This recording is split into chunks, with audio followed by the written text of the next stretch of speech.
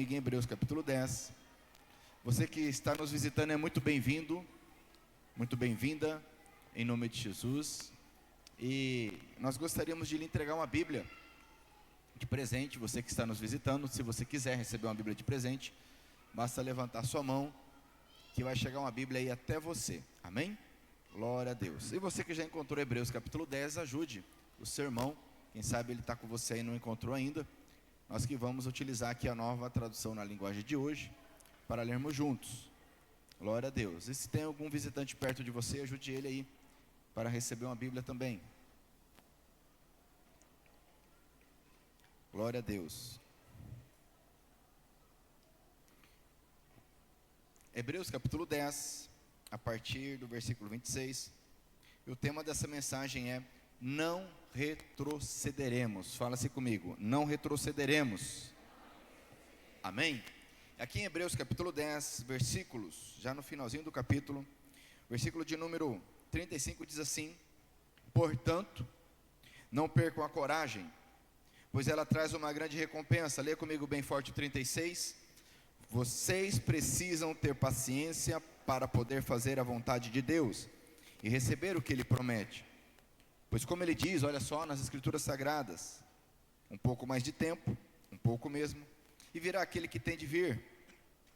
Ele não vai demorar. E todos aqueles que eu aceito terão fé em mim e viverão. Mas se uma pessoa voltar atrás, eu não ficarei contente com ela.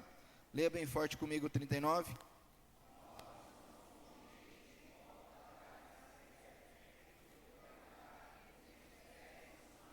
Vamos ler mais uma vez, bem forte. Nós não somos gente que volta atrás e se perde. Pelo contrário, temos fé, somos salvos. Mais uma vez, bem forte, com fé, vamos lá. Nós não somos gente que volta atrás e se perde. Pelo contrário, temos fé e somos. Amém? Você é desses? Amém? Você tem fé para a salvação? Amém? Você é daqueles que não volta atrás? Amém? Então ore comigo e diga: Senhor, nós oramos como igreja, consagrando este momento, pedindo que a Tua palavra, que o Teu poder, que a Tua sabedoria, que o temor do Senhor venha sobre cada um de nós, no mais profundo, para que haja salvação, haja vida, haja transformação, em nome de Jesus. E nós repreendemos, como igreja do Senhor, todo mal, divisão, facção, confusão, mentira, incredulidade, dureza de coração, carnalidade, imoralidade. Nós repreendemos como igreja do Senhor. Amém? Glória a Deus. Pode se sentar por um momento. Glória a Deus. Estamos aqui, amados, na nossa saga, estudando essa maravilhosa obra que faz parte da palavra de Deus, o livro de Hebreus. E com a graça do Senhor, hoje nós vamos concluir o capítulo 10. Nós temos estudado capítulo por capítulo, trecho por trecho, e hoje nós vamos continuar aqui a partir do versículo de número 26, onde o autor está trazendo dois pontos muito importantes. Ele traz um alerta contra a apostasia, e ele também traz um alerta, uma exortação para perseverarmos, para não desistirmos, para não voltarmos atrás. Todo esse livro de Hebreus, esse sermão, ele tem por intuito animar, exortar, encorajar os seus leitores, os seus receptores. Ele traz a revelação acerca da pessoa do Senhor Jesus, como sendo realmente o final, a perfeição, a última revelação da parte do Pai, sendo superior a tudo que foi feito até então pelos profetas, por anjos, por seres espirituais. Ele é a revelação, ele é a glória, ele é o resplendor do Pai manifesta. E ele nos explica, nos ensina, nos anima, que o Senhor Jesus, como nosso intercessor, nosso grande sacerdote, ele não apenas com a sua morte na cruz, ele teve acesso ao trono do Pai, mas ele abriu um caminho, um acesso, para que todo aquele que nele crê tenha esse acesso até o Pai. Vimos isso com detalhes em outra oportunidade. E por conta disto, por conta dessa verdade, ele nos anima a chegarmos perto de Deus, conforme está no capítulo 10, por esse novo e vivo caminho. Mas não apenas isso, agora, no versículo 26, dando continuidade, após ele dizer no versículo 25, olha, não abandone, olha o que diz o versículo 25, não abandonemos, como alguns estão fazendo o costume de assistir às nossas reuniões. Pelo contrário, animemos, encorajemos, exortemos uns aos outros, ainda mais agora que vocês veem que o dia está chegando. Então havia um contexto de desânimo, de abandono ali, e ele está dizendo, olha, não pare, não deixe de congregar, de estar junto com os irmãos. E o congregar não é apenas participar de uma liturgia ou de uma reunião, mas quando ele diz aqui, não abandonemos o costume de nos reunir, é porque alguns estavam realmente abandonando o costume de estar juntos, orando, animando, corrigindo, exortando, consolando, sendo consolado. E essa é uma estratégia de Satanás de nos isolar.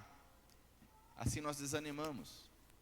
E por que nós muitas vezes caímos nessa armadilha? Por N motivos. Aqui ele vai trazer um contexto de perseguição, de luta muito difícil, mas são muitos os motivos. Por isso que ele vai dizer aqui no versículo 26, pois, olha só, pois, se continuarmos a pecar de propósito, olha que interessante essa expressão aqui, se continuarmos a pecar de propósito, depois de conhecer a verdade, já não há mais o que fazer, já não há mais sacrifício que possa tirar os nossos pecados. Ele nos ensinou que o sacrifício de Cristo nos purifica dos pecados. Pela fé no sacrifício de Cristo somos perdoados, purificados. Porém, ele está alertando, dizendo, olha, se nós, de forma ostensiva, proposital, após entendermos e compreendermos o plano de Deus para nossas vidas, continuarmos a pecar, não há mais o que ser feito. Não há mais sacrifício para tirar nossos pecados. Pelo contrário, olha só que situação. Resta apenas uma expectativa, um medo do que acontecerá. Ou seja, o julgamento e o fogo violento que destruirá os que são contra Deus. Vamos entender isso aqui com calma. Ele traz uma comparação com a lei de Moisés. Olha só que interessante.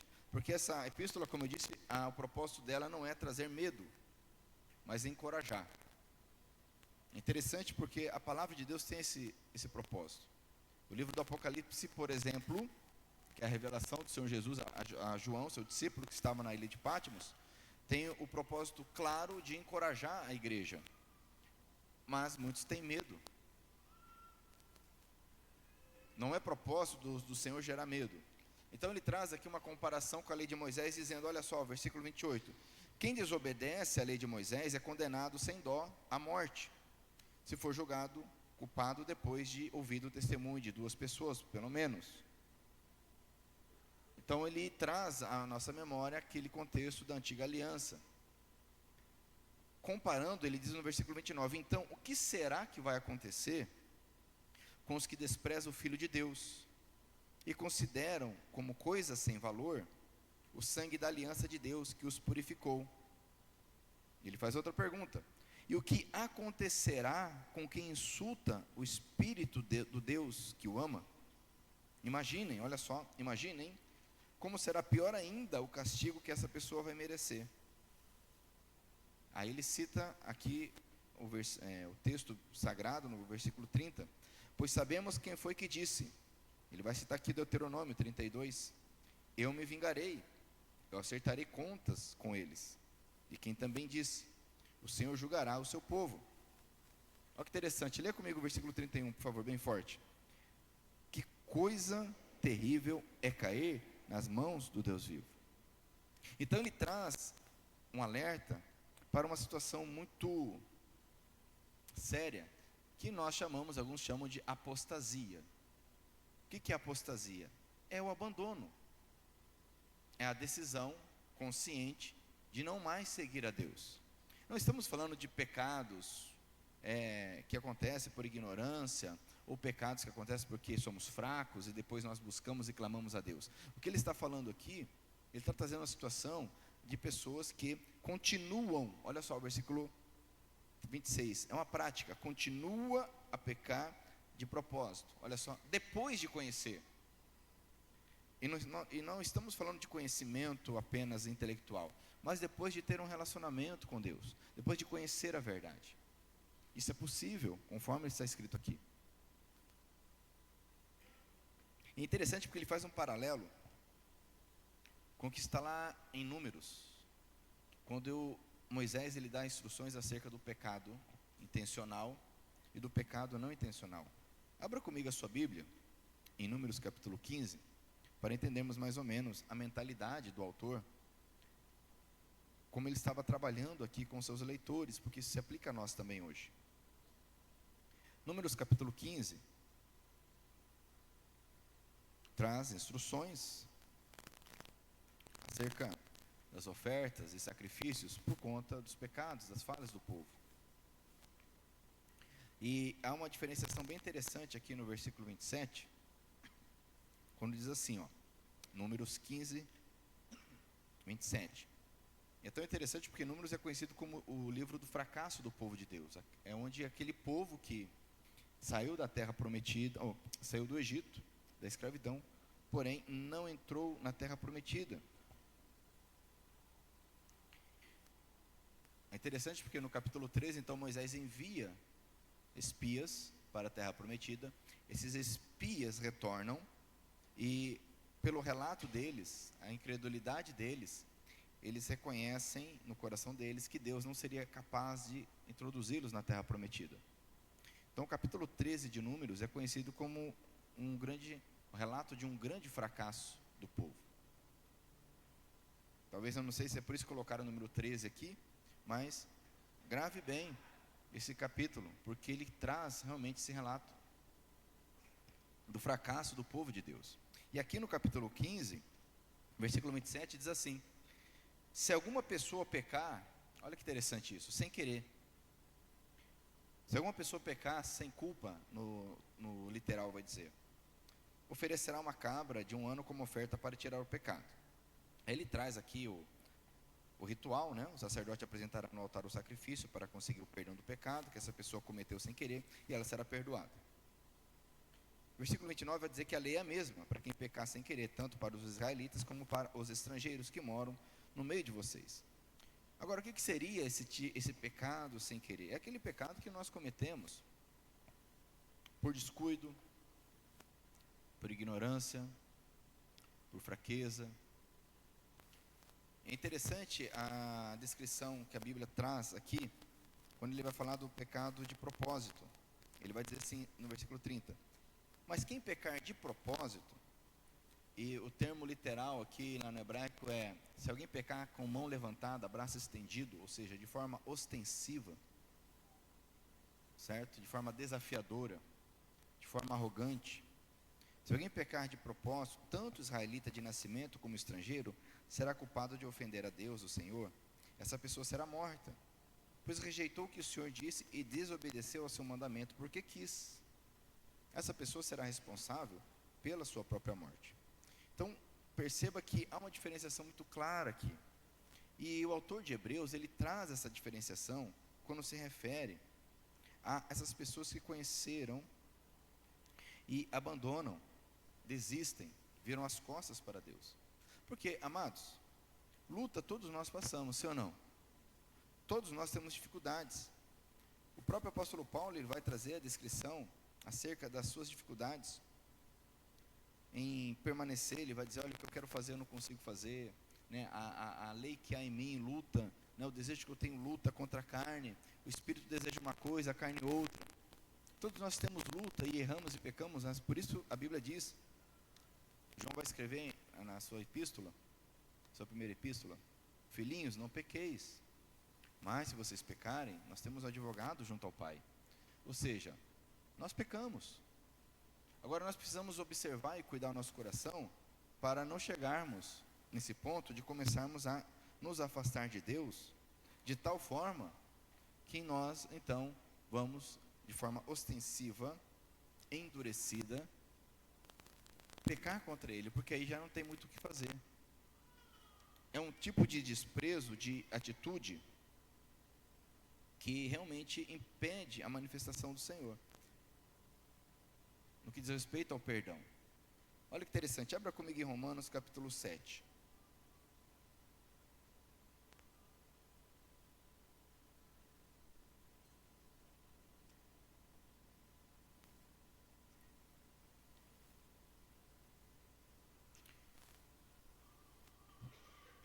No capítulo 7 de Romanos, versículo 14, diz assim, olha, Paulo descrevendo a luta interior que todos nós temos. Sabemos que a lei é divina, mas eu sou humano e fraco, e fui vendido ao pecado para ser seu escravo. Eu não entendo o que faço, pois não faço o que gostaria de fazer. Pelo contrário, faço justamente aquilo que odeio. Você já se viu nessa situação? Quem já passou por isso aqui? Levanta a mão. Você comete o pecado. Você não quer, mas você falha. E Paulo continua, se faço o que não quero, isso prova que reconheço que a lei diz o que é certo. Isso mostra que de fato já não sou eu quem faz isso, mas o pecado que vive em mim é que faz. Pois eu sei que aquilo que é bom não vive em mim, isto é, a minha natureza humana, porque mesmo tendo dentro de mim a vontade de fazer o bem, eu não consigo fazê-lo. Pois não faço o bem que quero, mas justamente o mal que não quero fazer é que eu faço. Mas, se faço o que não quero, já não sou eu quem faz isso, mas o pecado que vive em mim é que faz. Olha que interessante o versículo 21. Assim eu sei que o que acontece comigo é isto: quando eu quero fazer o que é bom, só consigo fazer o que é mal. Dentro de mim eu sei que gosto da lei de Deus, mas vejo uma lei diferente agindo naquilo que faço.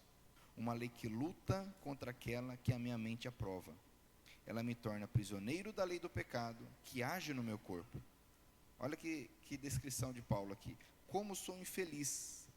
Quem me livrará, olha a pergunta, quem me livrará desse corpo que me leva para a morte? Olha, lê comigo 25 bem forte, vamos lá? Que Deus seja louvado, pois Ele fará isso por meio do nosso Senhor Jesus Cristo. Você não entendeu direito não, vamos ler o 25 bem forte, vamos lá? Com alegria, entusiasmo e fé, vamos lá? Que Deus seja louvado, pois Ele fará isso por meio do nosso Senhor Jesus Cristo. Amém? Você pode dar um glória a Deus bem forte? Aleluia! Glória a Deus, seja louvado o Senhor, pois Ele fará, Ele faz por meio do nosso Senhor Jesus Cristo. Amém?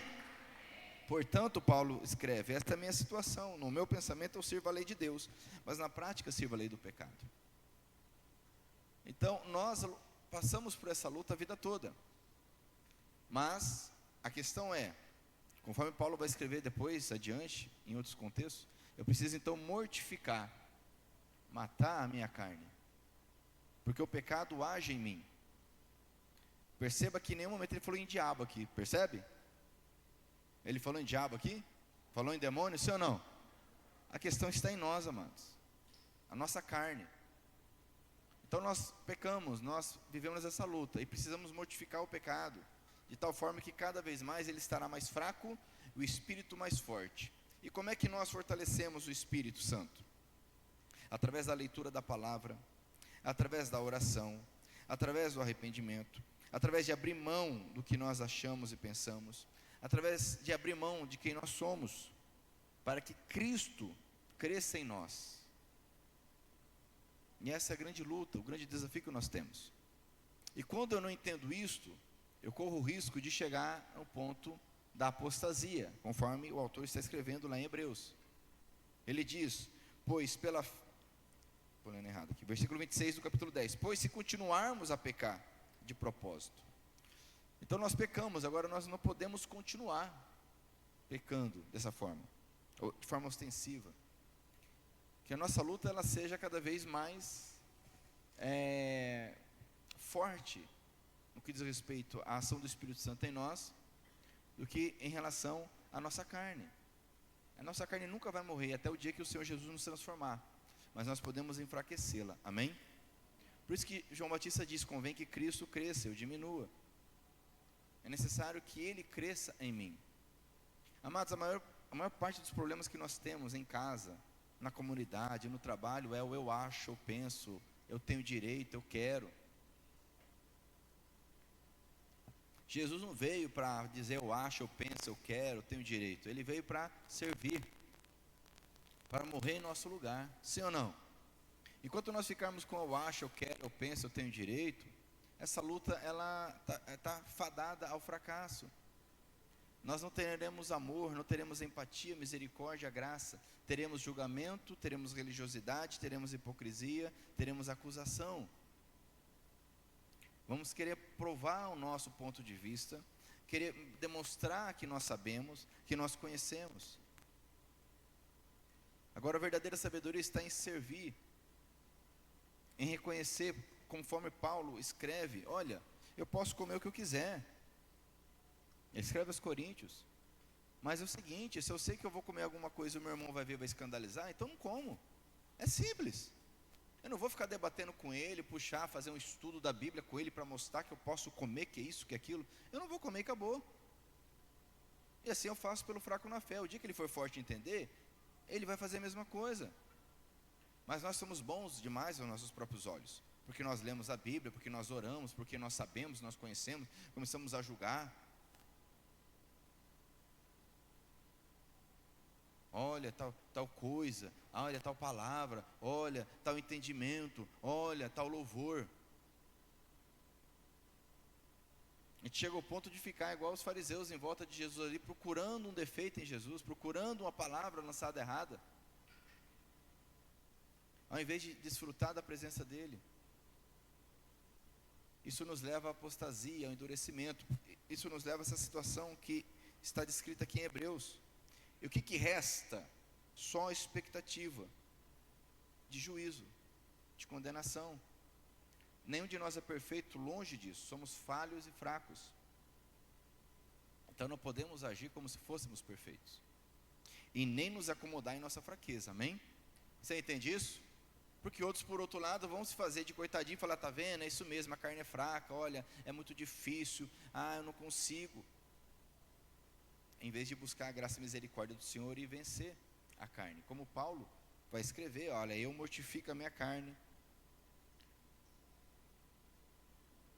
para não ser reprovado naquilo que eu tenho pregado aos outros. Quem está entendendo, diga amém. Glória a Deus. E o nosso Deus é de misericórdia, amados. Abra comigo a sua Bíblia no Salmo 103.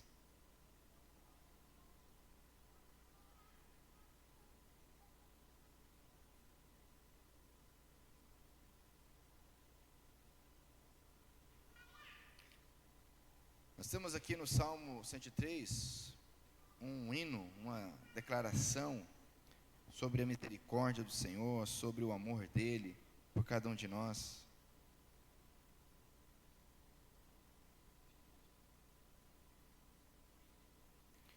Fala da misericórdia e da graça do Senhor. Começa aqui uma declaração: ó Senhor Deus, que todo o meu ser te louve, que eu louve o santo Deus com todas as minhas forças, que todo o meu ser louve o Senhor, e que eu não esqueça nenhuma das suas bênçãos, amém? O Senhor perdoa todos os meus pecados e cura todas as minhas doenças. Ele me salva da morte, me abençoa com amor e bondade. Ele enche a minha vida com muitas coisas boas, e assim eu continuo jovem e forte como a águia. Olha a misericórdia de Deus sendo descrita aqui. O Senhor Deus julga o favor dos oprimidos e garante os seus direitos. Ele revelou os planos a Moisés, deixou que o povo de Israel visse os seus feitos poderosos. O Senhor é bondoso, é misericordioso, não fica irado facilmente, é muito amoroso. Ele não vive nos repreendendo, e a sua ira não dura para sempre. O Senhor não nos castiga, olha só, não nos castiga como merecemos, nem nos paga de acordo com os nossos pecados e maldades. Assim como é grande a distância entre o céu e a terra, assim é grande o seu amor por aqueles que o temem. Quanto o Oriente está longe do Ocidente, assim ele afasta de nós os nossos pecados. Como um pai trata com bondade os seus filhos, assim o Senhor é bondoso para aqueles que o temem. Pois, olha só, leia o versículo 14 comigo bem forte. Pois ele sabe como somos feitos, lembra que somos pó. Deus conhece a nossa estrutura, amados. Ele lembra que somos pó. Fala para o teu irmão, você é pó, meu irmão. E Deus sabe disso. O problema é que nós esquecemos muitas vezes que somos pó. Nós esquecemos que o nosso irmão é pó. Esquecemos esse detalhe. Começamos a achar que somos alguma coisa, porque a graça e misericórdia está em nós, porque nós somos alcançados pelo amor de Deus.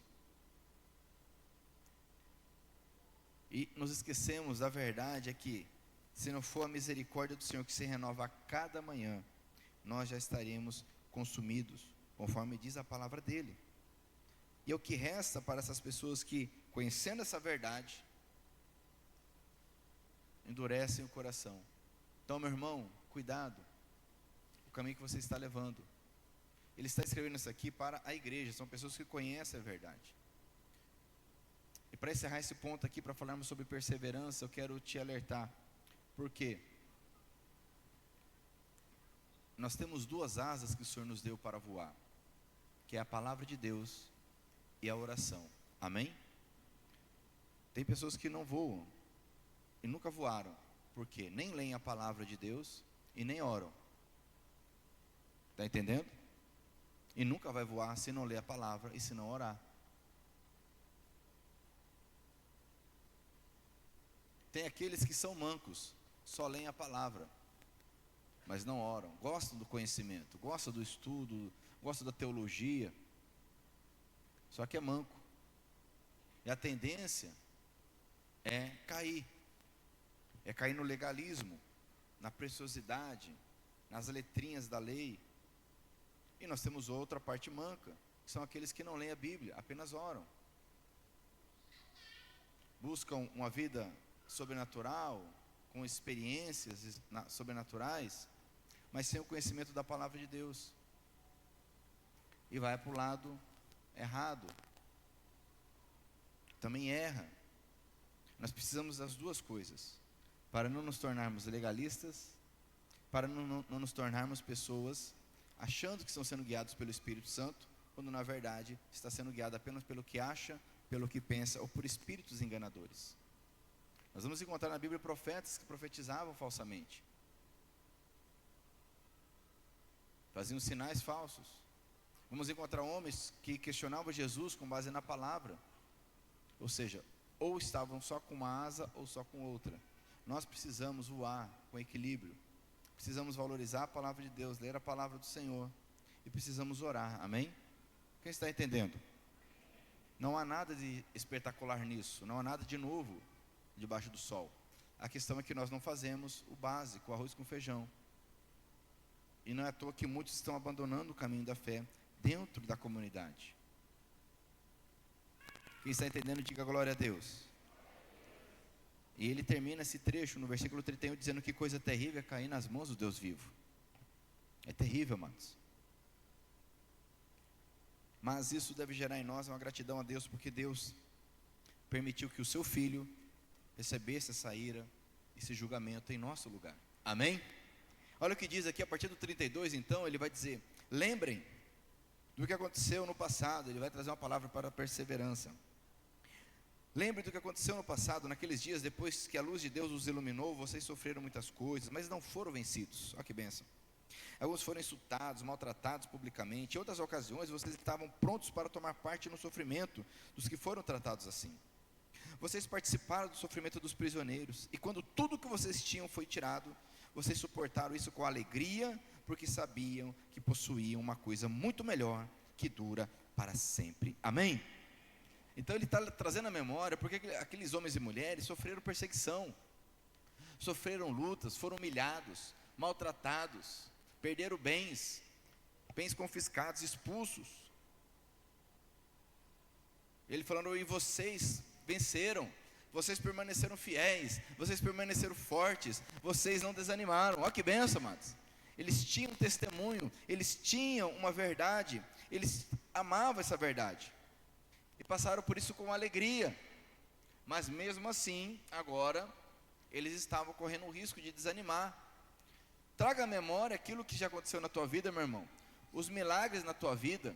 Alguém aqui pode dizer que Deus já fez algum milagre na sua vida? Levante a mão, vamos ver. Olha que benção. Quantos aqui pode dizer que já venceu lutas aqui com a força de Deus? Levante a mão, vamos ver. Amém? Lembre-se disso. É o que ele está escrevendo aqui, esses homens e mulheres. Lembre-se disso. Jesus disse, conforme está registrado em Lucas, aquele que começa a andar, começa a me seguir, aquele que põe a mão no arado e olha para trás não é digno de mim. No mesmo evangelho ele vai dizer, olha, aquele que me nega diante do Pai, ou melhor, aquele que me nega diante dos homens, será negado por mim diante do Pai. Nós não podemos, depois de tudo que Deus tem feito em nossas vidas, permitir que o desânimo, que a carnalidade, que o mimimi, que a reclamação, que o desgaste, que o cansaço, seja lá o que for, tome conta de nossas vidas, da nossa fé. Olha que interessante, abra comigo em Atos capítulo 4. Olha que atitude da igreja, quando Paulo, ou melhor, Pedro, foi preso junto com João. Capítulo 4 de Atos. Pedro e João haviam sido presos, interrogados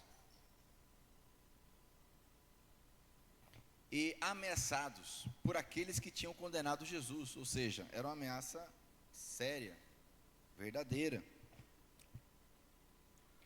E qual foi a atitude da igreja? Diz assim que depois que eles foram soltos, capítulo 4 de Atos, versículo 23, quando Pedro e João foram soltos, voltaram para o seu grupo e contaram tudo o que os chefes dos sacerdotes e os líderes do povo haviam dito. Você percebe que eles tinham um grupo, tinham uma comunidade onde eles levaram o problema? Sim ou não? Muitos de nós às vezes passamos por luta e não podemos levar o problema para outro, porque se a gente levar, mas também Pedro, eu sei porque você foi preso. Você negou Jesus, lógico que você foi preso mesmo. E você, João, você lembra? Você falou que queria beber o cálice com Jesus, Jesus falou, você vai beber? Não, vai beber o cálice. O Tiago foi morto, o teu irmão foi morto por Herodes. Não é à toa que vocês foram presos. Será que foi isso que a igreja fez? Mas isso que a gente faz muitas vezes, amados. Pedro e João foram levar a situação para a igreja, para a comunidade. Olha só, diz aqui, versículo 24. Assim que eles ouviram isso, adoraram. O que eles fizeram? O que eles fizeram? Adoraram todos juntos a Deus, dizendo, Senhor, Tu és o Criador do céu, da terra, do mar e tudo que existe neles. Ou seja, reconhecendo a soberania de Deus. Ou seja, reconhecendo que o Senhor está no controle, amém? Fala para o teu irmão, o Senhor está no controle. Não é porque Pedro e João haviam sido presos que Deus, certo, escorregou, caiu do trono. Ele é o Criador de tudo que existe nos céus e na terra. Versículo 25. Ele se referindo a Deus, Tu falaste por meio do Espírito Santo e do nosso antepassado Davi, teu servo, quando ele disse, porque as nações ficaram furiosas, porque os povos fizeram planos tão tolos, os seus reis se prepararam, e os seus governantes se ajuntaram contra o Senhor Deus, e contra o Messias que ele escolheu. Olha só, o que eles fizeram? Pegaram a Bíblia, abriram o rolo no Salmo de número 2, e leram a Bíblia, diante daquela situação difícil, e oraram a Deus, Senhor, a Tua palavra já diz isso, que o mundo é contrário à Tua vontade, o mundo é contrário à Tua verdade, não há nada de novo aqui. Versículo 27, de fato Herodes e Pôncio Pilatos se juntaram aqui nessa cidade, com os não-judeus e com o povo de Israel, contra Jesus, o Teu dedicado servo, que escolhesse para ser o Messias. Eles se reuniram para fazer tudo o que pelo Teu poder e pela Tua vontade já haviam resolvido que ia acontecer. Agora, leia comigo o versículo 29, vamos lá? Agora, Senhor, olha para a ameaça deles, dá aos Teus servos confiança para anunciarem corajosamente a Tua palavra. Estende a mão para curar, a fim de que por meio do poder do nome do Teu dedicado servo Jesus, milagres e maravilhas sejam feitos. Leia o 31 bem forte, vamos lá? Quando terminaram de fazer essa oração, o lugar onde estavam reunidos, fez o quê? Então todos ficaram cheios do Espírito Santo e começaram a anunciar corajosamente a palavra.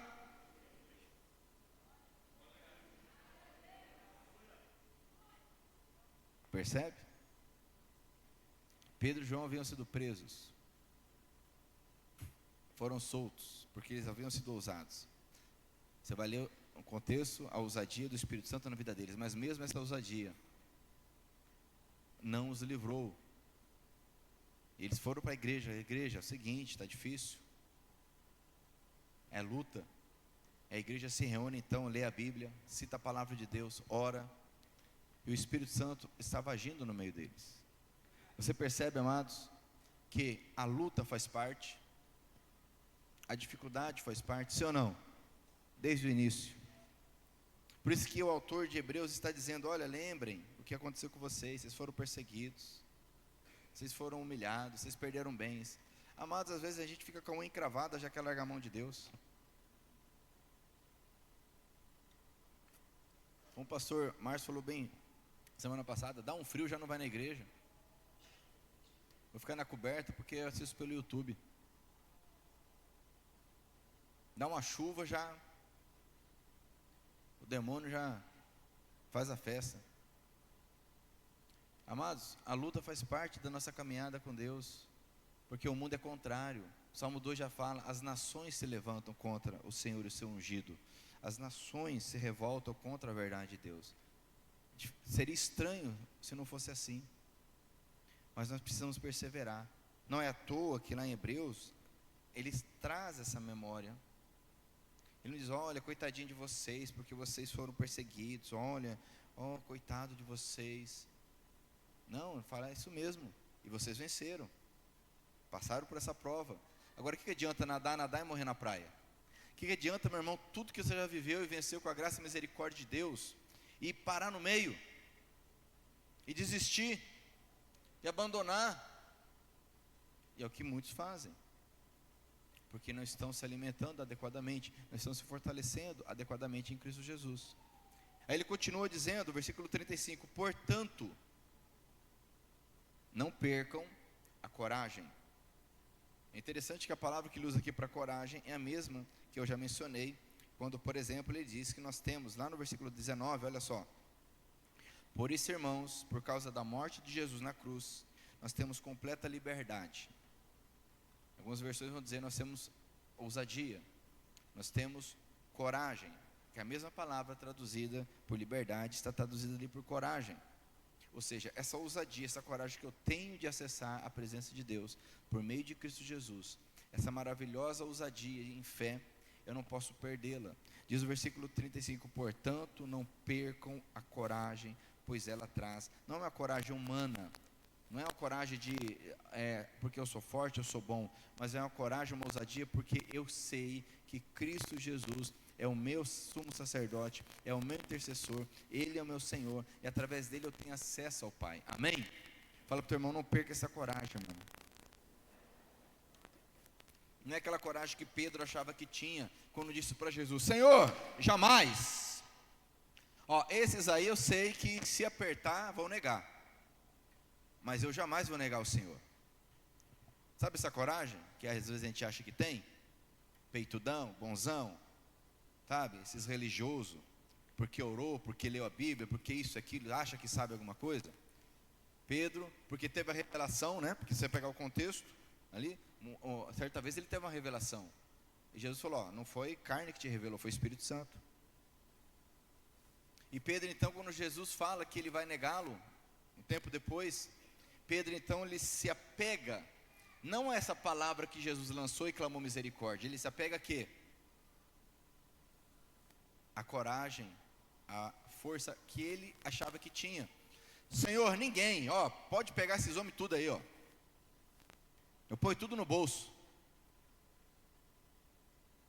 Vão te negar, João, Tiago, vai negar, todo mundo vai negar, mas eu jamais negarei o Senhor. Rapaz, estou vendo os irmãos em volta falando aleluia, glória a Deus, né? João falava bonito, né, pastor Márcio? Falava. Na hora do vamos ver o que aconteceu? Negou. Porque a coragem dele é humana, a ousadia que ele tinha era humana. Está dizendo aqui, não percam a coragem que o Espírito Santo de Deus, a ousadia que o Espírito Santo de Deus coloca em nós, para fazermos a vontade de Deus, amém? Porque em nós não há poder para isso, nós não temos nada, somos pó. Portanto, versículo 35, não percam a coragem, pois ela traz uma grande recompensa, amém? Quem crê que é uma grande recompensa? Olha que interessante, ele disse aqui antes, olha, na segunda parte do 34, e quando tudo que vocês tinham foi tirado, vocês suportaram isso com alegria. Sabe por quê, amados? Porque sabiam que possuíam uma coisa muito melhor, que dura para sempre. Aquilo que Paulo escreve, as lutas e provações que passamos nesse mundo, não se comparam com a maravilha que nos espera. Não se comparam com o que há de vir. Depois, não é à toa que no capítulo 11, ele vai começar a tratar da fé, dos heróis da fé, homens e mulheres. O texto descreve, homens e mulheres que olharam para a promessa. Homens e mulheres dos quais o mundo não era digno. Olha que coisa forte. Homens e mulheres dos quais o mundo não era digno. O problema é esse, muitos de nós queremos a aceitação do mundo. Queremos o reconhecimento do mundo, das pessoas. O versículo 36 diz, vocês precisam, olha só, nós precisamos ter paciência para fazer a vontade de Deus e receber o que Ele promete. Ou seja, confiança. Paciência está ligada à confiança, à segurança. Uma pessoa insegura, ela não tem paciência. Muitos de nós somos inseguros.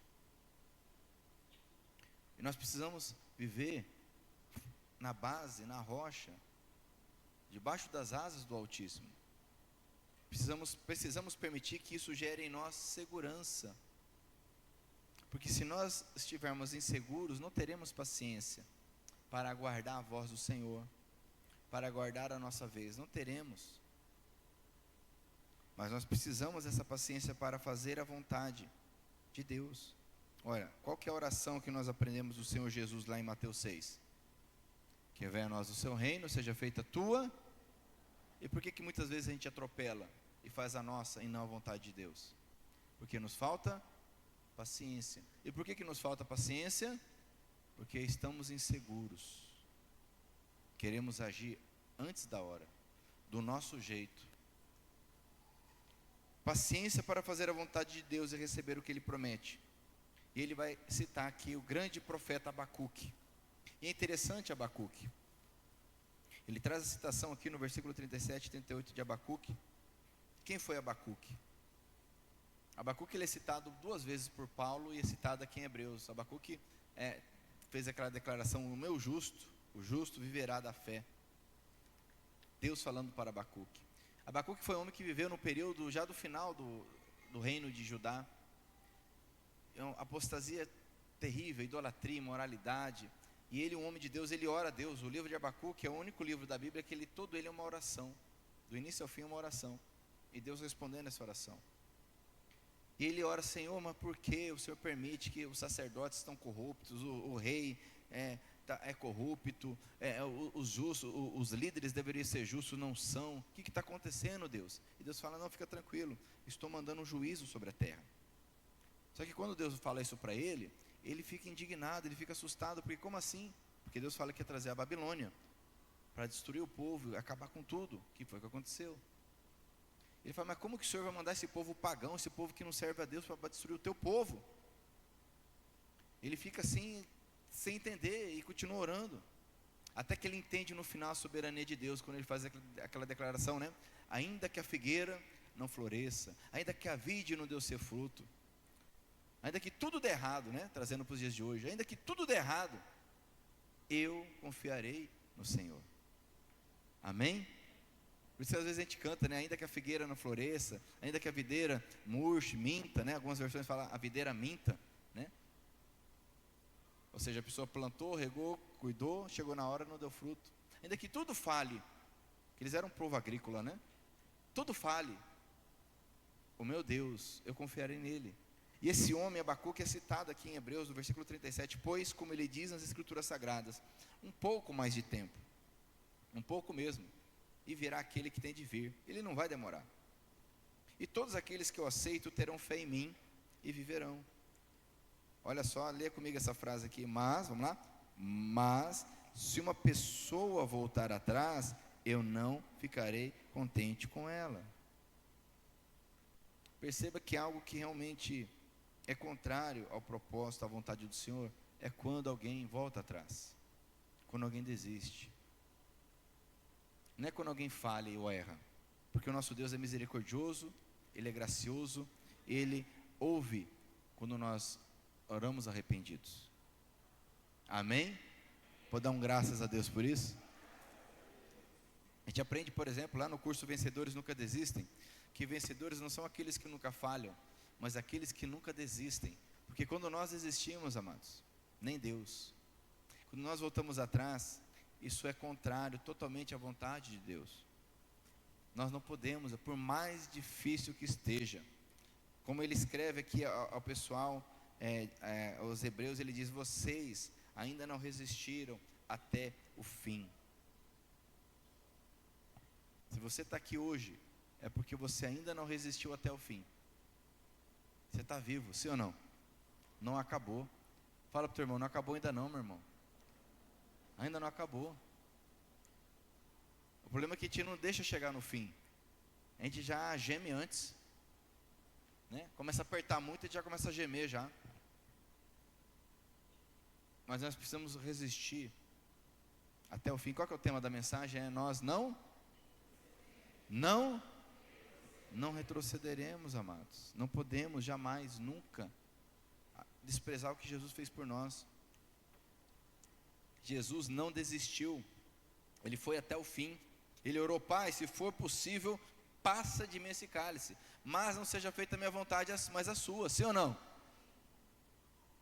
Podemos orar como Ele, devemos orar como Ele. Todos aqueles que eu aceito, versículo 38, terão fé em mim e viverão, mas se uma pessoa voltar atrás, eu não ficarei contente com ela. Interessante, o versículo 39, que ele faz uma declaração de fé. Olha a declaração que ele faz, de confiança, de convicção. Nós não somos dos que voltam atrás. Nós não somos gente que volta atrás e se perde. Pelo contrário, temos fé e somos salvos. Ele faz o contraste aqui. É interessante esse voltar atrás. A palavra é hipostolé, do grego, traduzida aqui por voltar atrás. Ela é usada apenas aqui em toda a Bíblia. E ela traz essa ideia justamente da apostasia. Mas ela tem a ideia de um encolhimento, de dar um passo para trás. Então presta atenção nisso, amados, que muitos de nós temos nos encolhido. Muitos de nós temos dado passos atrás. Muitos de nós temos nos permitido ser intimidados por mentiras, por ataques, por nossa carne, por nossa vontade. E esse é o início do fim. Não se encolha. Não dê um passo para trás. Porque ninguém acorda e fala: eu vou negar a Cristo e vou abandonar tudo. É um processo. É um processo. Então cuidado. Eu te pergunto nessa noite: como você está? Você tem conseguido andar adiante? Ou você tem estado estagnado, encolhido, intimidado? Ao invés de estar, como diz aqui, tendo fé, sendo salvo, permanecendo fiel, firme ao Senhor. Ele está escrevendo aqui para nós, porque Ele sabe muito bem que nós somos assediados todos os dias. Nós somos atacados todos os dias. Tem coisas que nós podemos evitar, tem coisas que nós não temos como evitar. Seja sábio e evite o que é possível, e seja sábio e busque a Deus naquilo que não é possível. Quem está entendendo, diga amém. E não fica achando que você ficar encolhido aí, quietinho na sua, que ninguém está vendo. O inimigo já percebeu. o inimigo já está agindo. Não fique pensando que, porque aparentemente está dando certo, que vai dar certo amanhã. Que o inimigo já percebeu. Se posicione. Nós falamos tempo atrás muito sobre armadura espiritual. Eu quero terminar com isso. A armadura espiritual, ela serve justamente, como diz lá, para permanecermos firmes contra ciladas e armadilhas de Satanás. Firmados, calçados sobre o evangelho da paz. E tivemos a oportunidade de entender que, diferente do que muitos falam, calçar o evangelho da paz não é sair pregando o evangelho por aí. Estar calçado, firmado sobre o evangelho da paz, é estar firmado sobre uma base forte, que é a graça e misericórdia de Deus. Porque esse é o evangelho da paz. É saber que a graça e a misericórdia de Deus guarda aqueles que buscaram esse evangelho e buscam viver esse evangelho. Amém? Então, assim nós permanecemos ostensivos contra Satanás e suas ciladas. Quem está entendendo, diga amém. Para encerrar, então, abra comigo em Efésios capítulo 6.